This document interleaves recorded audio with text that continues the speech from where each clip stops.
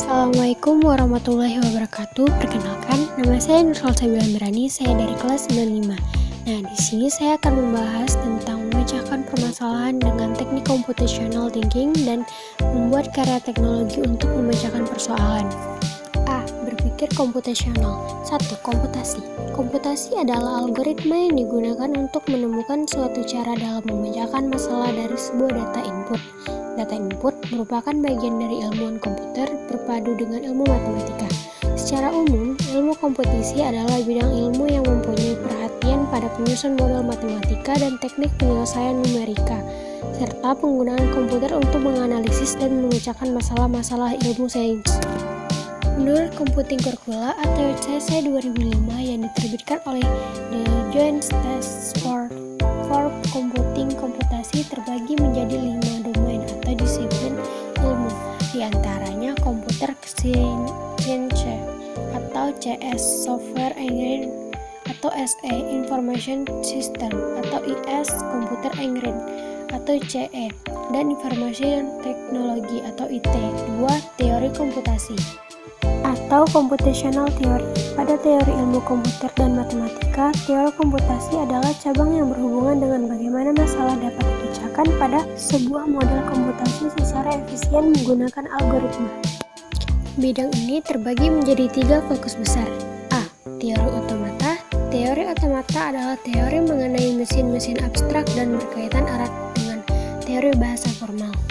Ada beberapa hal yang berkaitan dengan otomata, yaitu grammar. Grammar adalah bentuk abstrak yang dapat diterima atau ASCII untuk mengakibatkan suatu kalimat otomata berdasarkan suatu aturan tertentu. B. Teori komputabilitas. Komputabilitas bertujuan untuk memeriksa apakah persoalan dapat dipecahkan pada suatu model komputasi teoritis. C. Teori kompleksitas. Teori kompleksitas mengklasifikasikan persoalan sebagai persoalan mudah atau persoalan sulit. Teori komputasi dapat dianggap sebagai model pencipta dari seluruh cabang dalam bidang ilmu komputer, maka dari itu, logika matematika digunakan dalam komputasi. 4.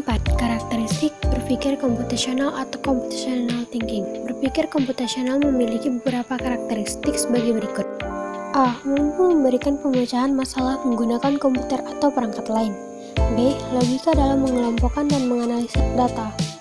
C. Mampu melakukan representasi data, abstraksi dengan sebuah model atau simulasi.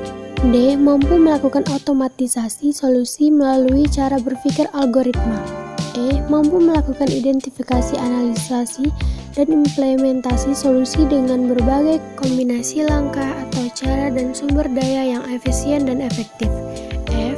Mampu melakukan generalisasi solusi untuk berbagai masalah berbeda.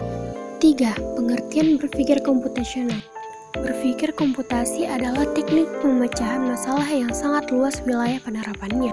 Tidak mengherankan bahwa memiliki kemampuan tersebut adalah sebuah keharusan bagi seorang yang hidup pada abad ke-21 ini, seperti bermain musik dan belajar bahasa asing. Computational thinking melatih otak untuk terbiasa berpikir secara logis, terstruktur, dan kreatif.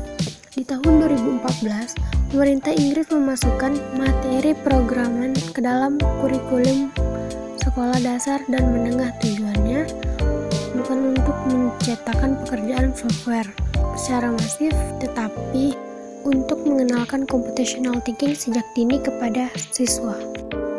3. Pengertian berpikir komputasional. Berpikir merupakan suatu kegiatan dilakukan untuk bertujuan mencegah sesuatu masalah yang dihadapi. Istilah umumnya think for problem solving, yaitu berpikir untuk memecahkan masalah yang dihadapi. Pemikiran komputasional adalah suatu proses pemikiran yang melibatkan suatu masalah dan mengekspresikan solusi seperti cara berpikir layaknya komputer yang bisa menyelesaikan secara efektif. Pemikiran komputasional adalah sebuah proses berulang yang terbagi menjadi 3 tahap antara lain. A. Formula masalah atau abstraksi. B.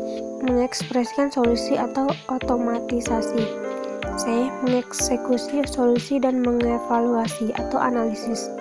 Menurut Janet M. Wing, berpikir komputasional adalah proses pemikiran yang terlibat dalam merumuskan masalah dan mengungkapkan solusi sedemikian rupa hingga komputer, manusia, atau mesin dapat bekerja secara efektif. 5. Metode berpikir komputasional. C. Abstraksi. Abstraksi adalah melakukan generalisasi identifikasi prinsip-prinsip umum yang menghasilkan pola, tren, dan keteraturan tersebut. D. Algoritma. Algoritma bisa diartikan sebagai prosedur yang berupa langkah demi langkah. Algoritma sering digunakan untuk perhitungan penalaran secara otomatis dan proses data. Membuat karya teknologi untuk memecahkan persoalan. A. Perantik dalam pemecahan masalah. Teknologi merupakan gambaran dari sebuah penemuan perangkat keras atau hardware yang menerapkan prinsip-prinsip saintifik. Dapat dikatakan bahwa teknologi merupakan suatu objek yang mengacu kepada sebuah perangkat keras yang dapat digunakan untuk mempermudah kegiatan dan aktivitas manusia seperti mesin atau perkakas. 1. Sejarah perkembangan teknologi informasi dan komunikasi. Perkembangan teknologi informasi pada masa prasejarah dimulai dari tahun 300 SM yang pada saat itu ditemukan tulisan untuk pertama kalinya oleh bangsa Sumeria. Sementara pada era modern, perkembangan pertama kali teknologi informasi dimulai dengan adanya media cetak, yaitu surat atau yang sering disebut dengan koran. Sejarah perkembangan sampai 300 SM. Di zaman prasejarah, manusia purba berkomunikasi melalui informasi di dinding-dinding gua. Mereka menceritakan pengalaman berburu dan binatang berburunya. Mereka melukis untuk mewakili berbagai hal yang hendak dikatakan. Kemampuan manusia dalam berbahasa di masa itu hanya berkisar pada bentuk suara, dengkusan, dan isyarat tangan. Oleh karena itu, obrolan di antara manusia masih sebatas dengusan, bahasa, isyarat, dan gerakan tangan. Perkembangan selanjutnya adalah diciptakan dan digunakannya alat yang menghasilkan bunyi dan isyarat seperti trompet yang terbuat dari tanduk binatang atau isyarat dari asap sebagai alat pemberian peringatan adanya bahaya. 2. Fungsi teknologi informasi dan komunikasi. Beberapa fungsi dari teknologi informasi dan teknologi secara umum. A. Menangkap, yaitu melakukan atau melaksanakan capture terhadap data dan informasi. B. Menyimpan data atau informasi dalam bentuk media untuk kepentingan lain seperti disket dan hard disk. C. Mengolah. Fungsi mengolah pada teknologi informasi adalah memproses data yang diterima untuk menjadikan suatu informasi.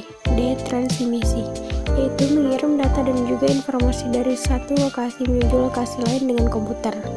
E. Mencari kembali, yaitu melaksanakan penelusuran untuk memperoleh kembali atau menyalin data dan informasi yang sudah disimpan. F. Menghasilkan, yaitu mengorganisasikan data dan informasi ke dalam bentuk yang lebih bermanfaat. 3. Tujuan utama teknologi. Tujuan teknologi informasi adalah untuk memecahkan suatu masalah, membuka kreativitas, meningkatkan efektivitas dan efisien dalam melakukan pekerjaan. Menjadi penyebab atau acuan diciptakannya teknologi informasi. Dengan adanya teknologi informasi membuat pekerjaan manusia menjadi lebih mudah dan efisien. A. Tujuan teknologi informasi dalam memecahkan masalah. Dalam memecahkan masalah, teknologi berperan penting di dalamnya. Pemecahan masalah di sini berhubungan dengan semua masalah yang terjadi pada manusia. B. Tujuan teknologi informasi dalam membuka kreativitas. Kreativitas sangat diperlukan dalam teknologi dengan berperan alasan, yaitu 1. Kreativitas memberi peluang bagi individu untuk mengaktualisasikan dirinya. 2. Kreativitas kemungkinan orang dapat menemukan berbagai alternatif dalam pemecahan masalah. 3. Kreativitas dapat memberikan kepuasan hidup. 4. Kreativitas memungkinkan manusia meningkatkan kualitas hidupnya. C. Tujuan teknologi informasi efektif dan efisien. Teknologi informasi dalam bentuk komputer merupakan sumber dari informasi yang selalu diakses oleh manusia serta perusahaan atau instansi pemerintahan. Teknologi dapat dikatakan efektif dan efisien sebab dapat diakses dengan mudah dan tidak membutuhkan waktu yang lama. Sekian, ini saja penjelasan yang dapat saya sampaikan. Mohon maaf bila ada salah kata atau kekurangan. Wassalamualaikum warahmatullahi wabarakatuh. Bye bye.